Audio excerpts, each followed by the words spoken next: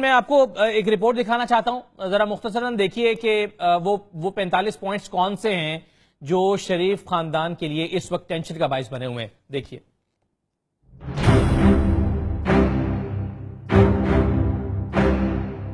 J I T report یوں تو انکشافات سے بھرپور ہے، لیکن اگر خلاصہ کیا جائے تو یہ 45 نکات ایسے ہیں جنہوں نے شریف خاندان کو چارج شیٹ بن کر گھیر لیا ہے. نمبر 1، شریف خاندان کی 3 مزید آف شور کمپنیاں بھی ہیں جو پاناما پیپرز میں سامنے نہیں آئیں. نمبر 2، وزیر اعظم نواز شریف خود بھی متحدہ عرب امارات میں ایک آف شور کمپنی کے مالک ہیں.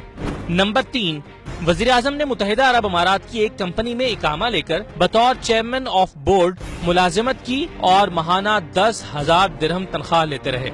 نمبر 4، وزیر اعظم نواز شریف معلوم ذرائع سے ہٹ کر اثاثوں کے مالک ہیں. وزیر اعظم نے اثاثے بنائے مگر انہیں بیوی، بیٹوں اور بیٹیوں کے نام پر رکھا.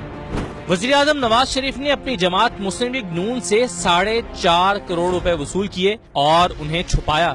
نمبر 6، وزیر اعظم اپنے کاروبار کا فعال حصہ رہے. 2010 سے 2013 کے درمیان چودھری شوگر مل سے 24 ملین تنخواہ وصول کی. نمبر 7، وزیر اعظم کی قومی اسمبلی میں کی گئی تقریر کی تصدیق نہ ہو سکی. قومی اسمبلی میں کی گئی تقریر جھوٹ پر مبنی تھی. نمبر 8، وزیر اعظم نواز شریف کا یہ بیان کہ وہ اپنے خالو محمد حسین کو نہیں جانتے غلط ثابت ہوا، گویا کہ یہاں بھی انہوں نے جھوٹ بولا. Number 9، J I T report کہتی ہے کہ حقائق چھپانے کے لیے وزیر اعظم جے آئی ٹی کے سوالوں کا جواب دینے سے گریز کرتے رہے. نمبر 10، حسن اور حسین نواز ترسیلات زر کے ثبوت یعنی منی ٹریل نہیں دے سکے. اس سلسلے میں شریف خاندان کے پاس کوئی دستاویز موجود ہی نہیں. نمبر 11، برطانیہ میں شریف خاندان کی کمپنیاں نقصان میں لیکن ہیر پھیر میں مصروف ہیں.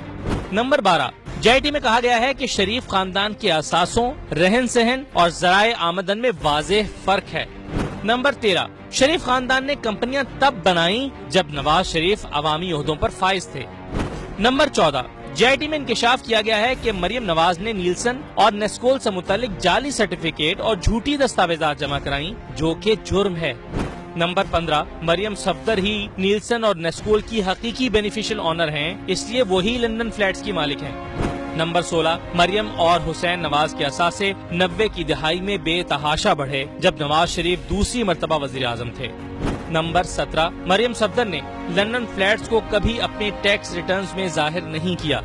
نمبر 18، برطانیہ کی فورینسک ہینڈ رائٹنگ اور ڈاکیومنٹ ایگزامینر کی رپورٹ ثابت کرتی ہے کہ مریم صفدر کی جانب سے سپریم کورٹ میں جمع کرائے گئے ڈاکیومنٹس جعلی ہیں.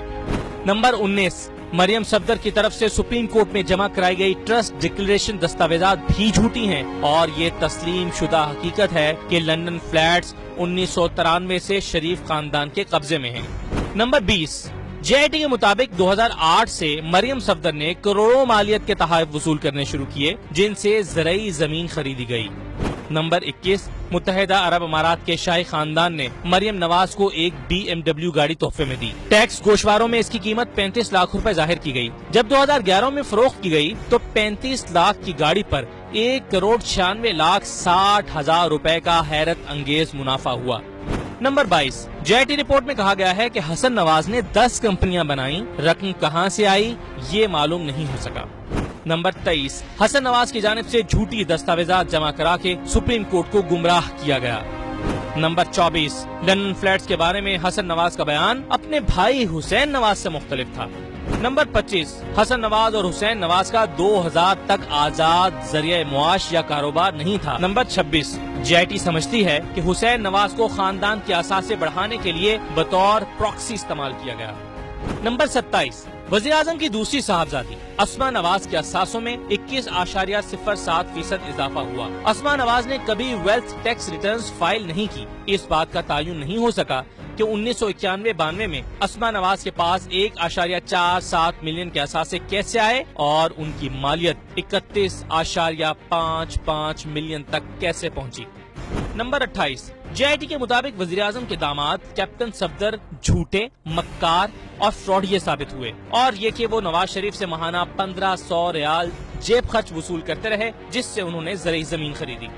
नंबर 29, JIT में इंकशाफ हुआ है कि जावेद कियानी ने नवाज शरीफ के लिए जाली अकाउंट्स खोले, जिससे लंदन फ्लैट्स और हुदैबिया पेपर मिल्स के पैसे जाते थे। इस सिलसिले में अमरीकी शहरी फिल बेरी अमेरिका से लाहौर ट्रेवलर चेक लाने के लिए कोरियर का काम करता था। नंबर 30, जावेद कियानी ने रजाकाराना तौर पर तस्लीम किया कि उनके बनाए गए फर्जी अकाउंट्स गैर मुल्की ज़र मुबादला में इस्तेमाल हुए। नंबर 31, JIT इस नतीजे पर पहुंची कि मियां नवाज शरीफ और उसका खानदान जावेद कियानी की जानिब से खोले गए फर्जी बैंक अकाउंट्स के हकीकी बेनिफिशरी थे। नंबर 32, माली बदगुमानी और फ्रॉड पर सऊदी अरब में जेल काटने और बरतानवी शहरियत के हामिल सईद अहमद को नेशनल बैंक का सदर और डिप्टी गवर्नर स्टेट बैंक बनाकर गैर कानूनी काम कराए गए। नंबर 33, सईद अहमद ने JIT के रूबरू एतराफ किया कि मैंने इसहाक डार के कहने पर लाहौर एमिरेट्स बैंक में अकाउंट खोला और चेक बुक इसहाक डार के मुलाजिम को दी। मैं लंदन में रहता था और इसहाक डार मेरे लाहौर में अकाउंट चलाते थे। मेरे नाम पर bank of America, Al बुर्राक bank और अल तौफीक बैंक में जाली अकाउंट्स खोलकर पैसा इसमें भेजा गया। नंबर 34, गल्फ स्टील मिल के बारे में तारिक शफी के हल्फनामे गलत, गुमराह कुन और टेम्पर्ड शुदा हैं। नंबर 35, शहबाज शरीफ gulf steel mills, Hudaibiya mills case, अल तौफीक सेटलमेंट और लंदन फ्लैट्स के बारे में सवालों के जवाब नहीं दे सके। नंबर 36, गल्फ स्टील मिल को बेचकर मिलने वाला सरमाया जद्दा, कतर या बरतानिया भेजा ही नहीं गया और इस हवाले से गलत बयानी की गई और इसकी फरोख्त की 12 मिलियन दिरहम की कहानी एक अफसाना है। नंबर 37, तारिक शफी और मियां Mohammad Hussain gulf steel mills के बेनामी मालिक थे। नंबर 38, तारिक शफी के बयानात, हलफनामे और कतरी शहजादे के खत आपस में नहीं मिलते। वो ये बताने में नाकाम रहे कि गल्फ स्टील मिल्स के वाजिबात की अदायगी कैसे की गई। नंबर 39, JIT ने कहा कि हुदैबिया केस एक ग्रे एरिया है जिस पर पूरा खानदान बात करने से गुरेजा है। नंबर 40, रिपोर्ट में मियां शरीफ के बारे में बताया गया है कि वो भी टैक्स नादहिंदा थे। 1970 से 1994 तक इनकम टैक्स रिटर्न्स फाइल नहीं की गयी। FBI के पास इस हवाले से रिकॉर्ड दस्तयाब नहीं। नंबर 41, मियां मोहम्मद नवाज शरीफ ने मुकदमे से बचने के लिए 2 बेनामी अफराद तारिक शफी और मोहम्मद हुसैन को इस्तेमाल किया। नंबर 42, वज़ीर-ए-आज़म नवाज शरीफ और हुसैन नवाज तहाइफ और कर्जों के बारे में JIT के सामने वजाहत पेश करने में नाकाम रहे। नंबर 43, नैब ने शरीफ खानदान के बगैर किसी मुनासिब वजह से केसेस बंद किए।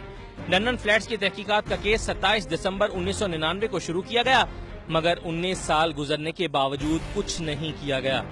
नंबर 44, कतरी खतूत के बारे में JIT रिपोर्ट में वाज़ेह तौर पर कहा गया है कि कतरी खतूत हकीकत नहीं अफसाना है।